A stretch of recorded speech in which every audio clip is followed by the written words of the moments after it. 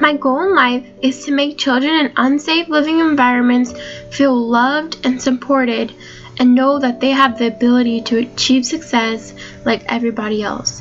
This passion is reflected in my vision statement, which is that I want to make societal change in the life of children by implementing the eventual stop to sex trafficking and safer living environments among children in orphanages, foster care, and group homes.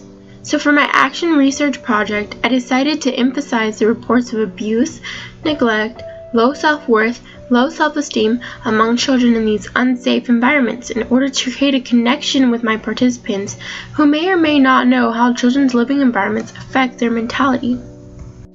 The U.S. Department of Health and Human Services defines abuse and neglect as any recent act or failure to act on the part of a parent or caretaker which results in death, serious physical or emotional harm, sexual abuse or exploitation, or an act or failure to act which presents an imminent risk.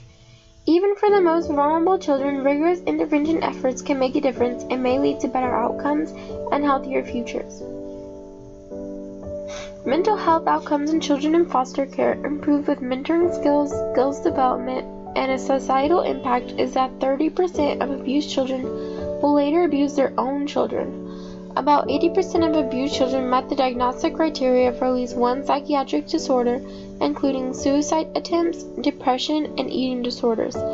Children living in orphanages are more likely to have health problems and are at increased risk of infectious diseases.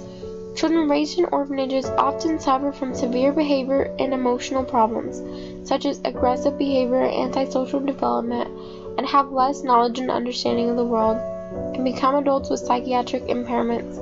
Popular perception is that orphanages protect children from abuse and neglect. However, research has shown that children in orphanages can face a higher risk for violence and abuse than in family settings, especially if they are disabled. These risks stem from a variety of sources, including staff and other children.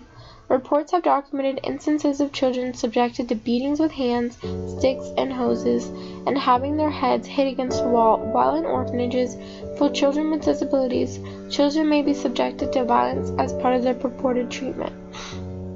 Child abuse is one of the most emotionally charged and often least understood subjects of our day. Most public attention is given to a select few types of maltreatment, usually physical abuse, sexual abuse, and domestic violence. Yet these represent only a small proportion of maltreatment spectrum, and more often, even the most pervasive methods to harm to a child. Here's some basic information that everyone should know regarding child abuse. Children living in households with unrelated adults are nearly 50 times as likely to die from injuries related to abuse. Verbal abuse or putting a child down with diminutive statements is 7 times more associated with lasting harm than sexual abuse. Human trafficking, sex slavery, child exploitation, we know these problems are out there, but how much do you really know about this urgent human rights issue? In some cases, children as young as 8 years old are forced to work as prostitutes. An enslaved child may be raped between 5 and 10 times per night. The transaction may be as little as $5 each time. However, the first time a child is sold, the price may be as high as $200 on average. 2 children are sold every minute. There is hope for survivors. Each one of these children deserves to be loved in a safe environment. Each one deserves to be given a second chance. When children go through these dramatic and traumatizing events, their self-esteem is lowered and their self-worth is depleted. We need to show our love to individual people and children. I shared my vision statement with 6 female volunteers, and after, I wanted to see how many of my 6 volunteers have either experienced these circumstances or were aware of these situations that children face on a daily basis. So I asked my participants to fill out a survey with questions such as, did you grow up in one of the following? What year of school are you in? How has your living environment affected your self-worth or self-esteem? How do you think unsafe environments among children affect their self-worth? And do you think the foster care system, group home, or state system need to be fixed? Also, I asked, do unsafe environments among children worry you? For my last question, I asked for feedback on how they suggested I go about implementing safer environments among these children, giving them encouragement, reminding them that they are loved. The feedback I received was substantial and amazing, and I'm very close to completing my goal and realizing that my passion lies in helping children. I decided to show my participants a video that I shared with a friend on Facebook a few years ago. The video spoke to each of my participants, personally emphasizing that they are worthy of love and affection, that they can achieve amazing things because they are strong, cherished, and they can overcome obstacles. The purpose of showing such a powerful video was to reinforce the value of others and the impact it has on them as a person and a capable human being. The results I was hoping for was an increased level of awareness among my participants that not everyone gets to hear encouragement, especially in the broken state system, group homes, foster care, orphanages, and especially child trafficking.